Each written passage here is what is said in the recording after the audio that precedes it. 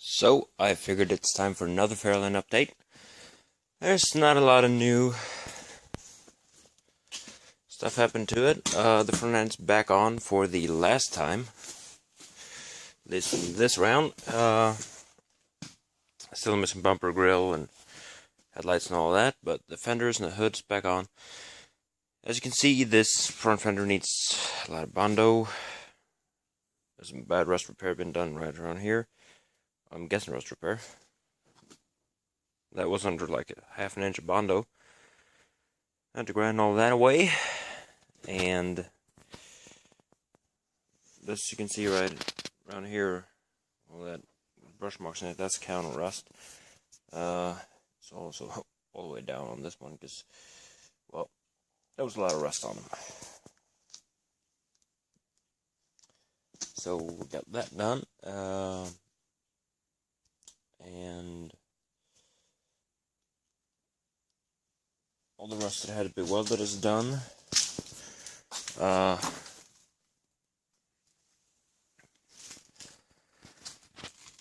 got the letters off the hood. Need to sand all that down and get ready for paint.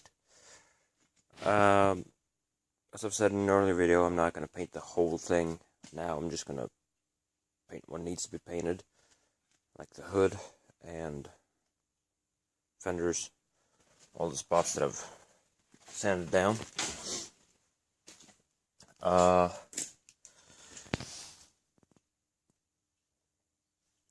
think I mentioned it in an earlier video, that coil has been cut so it's sitting level at the front. And I got an exhaust for it. Yeah. It's down here in the expression pit. It's 2.5 inch pipes with a, well, the silencers there, they aren't really silencing much.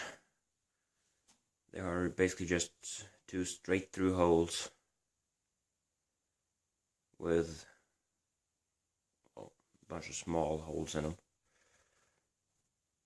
It's not really much sound dampening in them.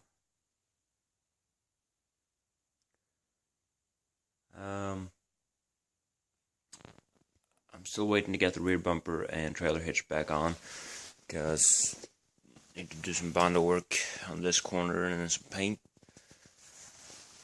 The weather right now seems to be fairly good, so I could pull it out and get it Bondoed and ground. I don't really want to do that in here because, well, it's going to dust down everything, and, well, that's not really ideal. So, might be later today that I pull it out and do some more Bondo to it and some sanding.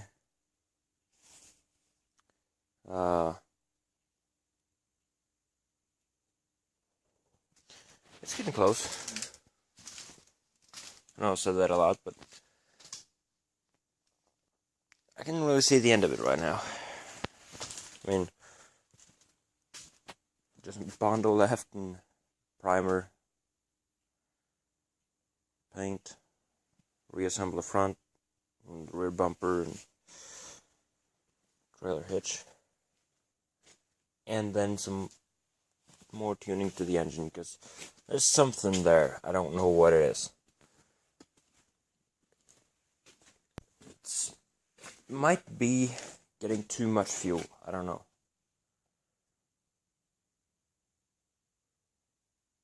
Something tells me that it's a fuel problem,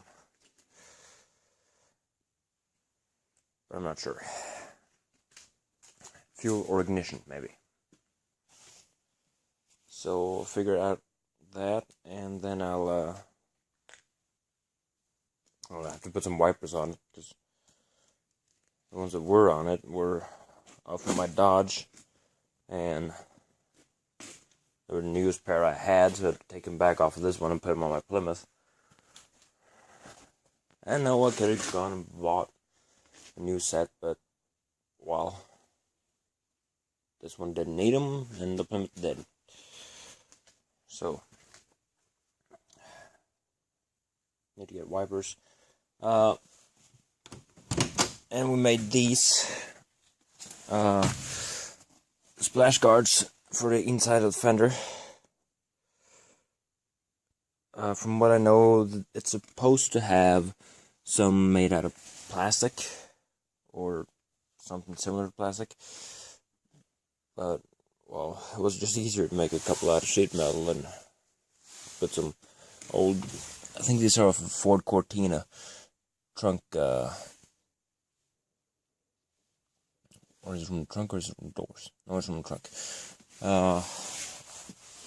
Weather stripping for the trunk of an old Ford Cortina. Just cut it up and put them on there so it'll seal to the front fenders. There was some debacle when we made them of how we're going to make them fit and put them in, because we thought we had to screw the fenders in underneath here to the brace that's on the back of there, but well, when we came to put them on, we realized we didn't have the bolts. There were no holes in the car for it, and well, so we didn't, or couldn't. So right now what I have to do is pull the front wheels off and get the splash guards up in there and screw them tight.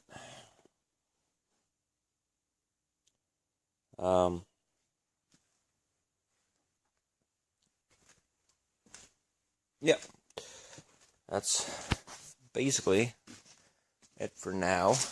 I'm hoping I can get it registered preferably before the snow comes, because I'm not going to drive it when the snow comes.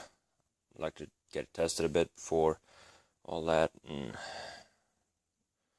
to register an old car like this here in Norway, it's cheap. You have to put it through well, the government so nicely calls it a PKK, which is a periodic vehicle control. Every 2 years you have to put it through one of those, and well, to get it registered. So it's because that means that everything underneath and everything is safe. There's no wear on any suspension parts. There's no dangerous rust in any of the structural. And well, it's just so it's safe. Everything goes under one standard, which is called safe. So once we put it through one of those, that'll cost me more than registering it, because it's so cheap. And through the American Car Club, I get a special insurance for vintage cars from '63 and prior to that. So I'm guessing the insurance for the entire year costs about as much as that control does. So I have to get it through that control. That means I have to drive it a couple of miles to get it controlled at a certified mechanic shop. And well, I got that done and registered. The license plates, I know they are with the DMV. Put them there after I got it, and they keep them there under storage until, well, I can come get them. I don't know if I told you this, but this car was last driven in 2005. And, well, I could see why. When I got it, I found a lot of rust underneath it. Both the floorboards were rusted. A lot of the frame. The inner fenders. And the center link was, well, my first thought was that it was worn out. And those are expensive, especially over here. Even buying one from the States and getting it over here, that's expensive. So, thought long and hard what I was going to do about that until one day when I sat down and really had a closer look at it. It was just some not all that smart person who had put it in. Because the part I thought was worn, which is basically the only, it is the only ball joint on that entire rod. There's one ball joint and 3 holes. I thought that ball joint was completely shot, because it had a lot of play in it. But when I started looking at it, there was about 1/4 of an inch left to turn the nut down. So I did that, changed the cotter pin, and ta-da! It was like new. Well, tight at least. Also, another thing was when I got it, that wheel bearing was really shifty. But I opened it up, re-greased it, and tightened it. That worked. So all I have to do now is put the exhaust in, Bondo, take the wheels off, put the splash guards in, front bumper, that plate that goes from in between the fenders, grill, headlights, light bezels, and rear bumper and trailer hitch. And it should be good to go. Then I'll just get it over to the mechanic shop and have the control on it, and call the insurance, get an insurance put out on it, and take a little drive up to the DMV and get the plates. I'll probably fill it up with gas too, because last time I put like 20 liters in it. That's